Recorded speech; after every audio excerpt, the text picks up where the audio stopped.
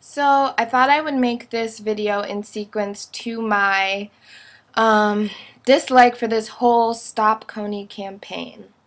The reason why that I'm against it is because, well, I think it's a bunch of bullshit. Now, I am 100% Ugandan. Both of my parents were born and raised in Uganda, and I tend to visit there from time to time. Last time I went was in the summer of 2010. Now, when I went there, we had problems with the Al-Qaeda terrorist group, not the LRA terrorist group, which is the army group that KONY is the leader of. So, last night I just see that this is like a trending topic on Twitter, and like this video has like millions and millions of views, and it's about Uganda and KONY. So I asked my mom, and my mom laughs and goes, "He died like 5 years ago." And I asked my dad, and he's laughing about it, and he goes, "Why are we talking about this?" And the reason why is because KONY's army group formed 22 years ago, when my parents still lived in Uganda. And they did their worst over 10 years ago, and they haven't struck again in 6 years. So, why is this video being put out now? And the whole thing is to stop KONY when we have the U.S. government and other national governments interfering, and they have been since 2008, and they still have yet to find KONY. And there's also rumors that KONY's dead and that he's not in Uganda. So if we have military groups looking for KONY in Uganda, but he's not in Uganda, what are we doing? And the video, which was great editing and like the quality and everything, like I was like, wow, this is very like high tech.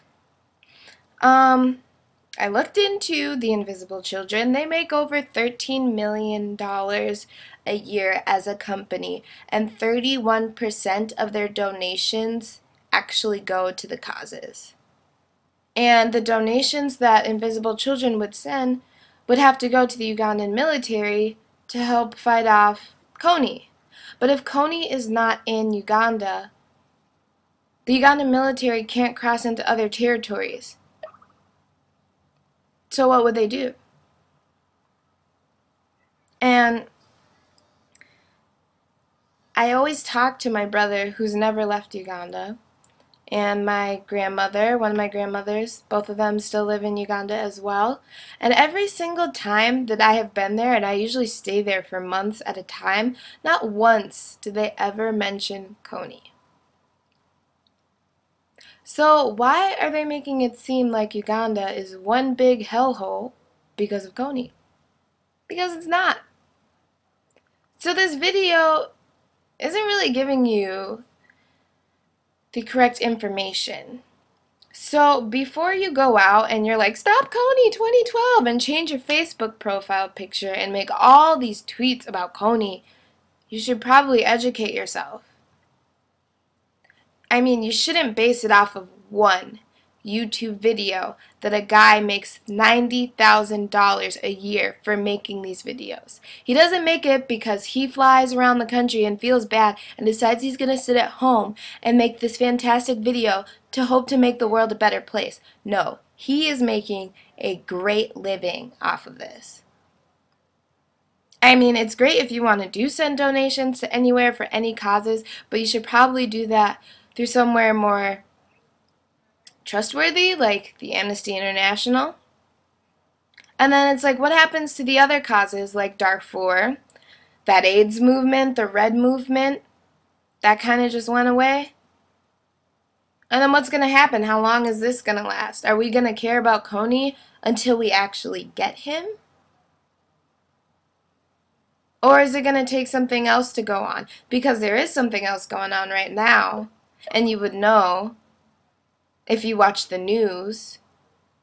I mean, I'm not judging you if you don't watch the news, but I mean, you wouldn't know unless you really watch the news, or someone who watches the news tells you, which is Syria.